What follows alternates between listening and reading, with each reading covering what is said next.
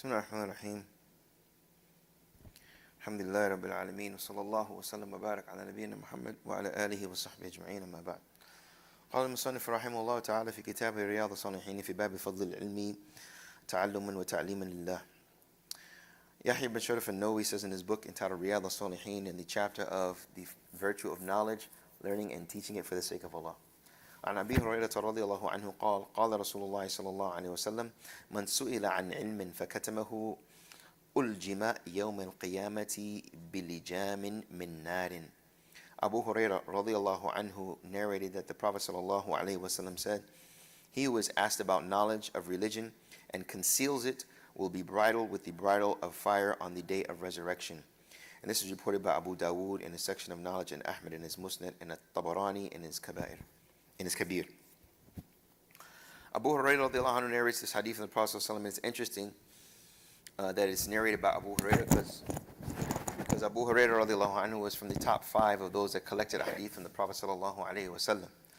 And he's definitely not an individual that would withhold the knowledge, because we receive knowledge of his acquiring of hadith of the Prophet sallallahu alaihi wasallam. So he would spread it to his students, etc., until it reaches us. So he said, "Man su'ila an ilmin fakatamahu." Whoever is asked about knowledge and conceals it. Now, when he's talking about ilm, he's talking about ilm ash-shar'i. He's talking about ilm of the deen. Fakatamahu, and they conceal it. So the concealing is something that the person would conceal the knowledge for their own benefit. They do not want to relate the knowledge to the people because that could either be against them or it could be to their disadvantage, so they hide the knowledge. Or they just do not want to display the knowledge for a reason that is marjuh, a reason that is not befitting. The intention behind hiding the knowledge is that which is not preferable, and it's not from the adab of the student of knowledge or the sheikh. So the Prophet ﷺ said, "Uljima yawm al-qiyamati bilijamin min nar," that they will be bridled with the bridle of fire on the day of resurrection. Because when the individual is withholding the knowledge, this is the knowledge that will increase them with their knowledge of Allah subhanahu wa ta'ala and gives them the opportunity to come closer to Him.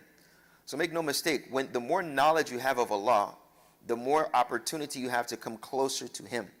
Yes, there is an element of us as human beings with our fitrah to come closer to Allah, because we naturally have that inclination. But when it comes to certain times that is preferable to make dua, for example, and you don't tell this individual that hadith of the Prophet ﷺ because between you and him is enmity, or you withhold the knowledge of inheritance, for example.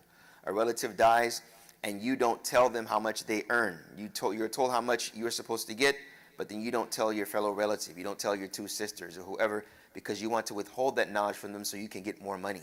This is where withholding that knowledge is that which you will be held accountable for, and you will be punished by it, because you have withheld a person of their right. And make no mistake, the right of the Muslim or the civilian is to obtain knowledge or to receive knowledge, just as the right of the children is to receive knowledge from their parents, etc.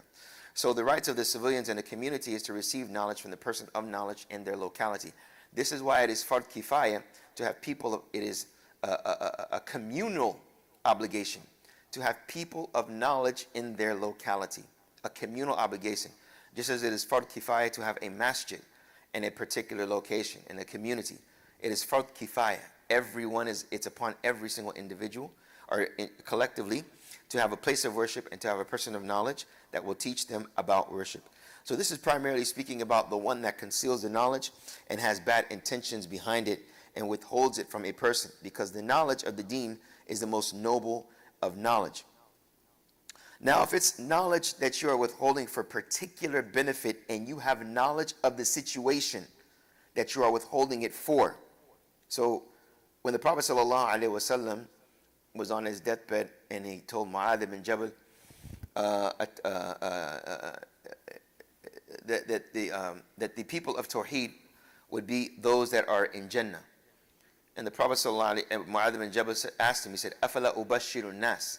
Shall I not congratulate the people?" He said, "La tubashirhum fayattakilu."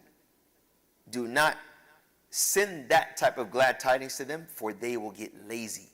And this is very interesting. That just because people know that I am a Muslim and I have this belief, it will enter me into Jannah. If you fully, truthfully believe in the first pillar of Islam, inshallah you will enter Jannah, yani, with doing the actions to the best of your ability. Let's say that. You will enter Jannah. But he told Mu'adh ibn Jabal, do not congratulate them on this, for they will get lazy.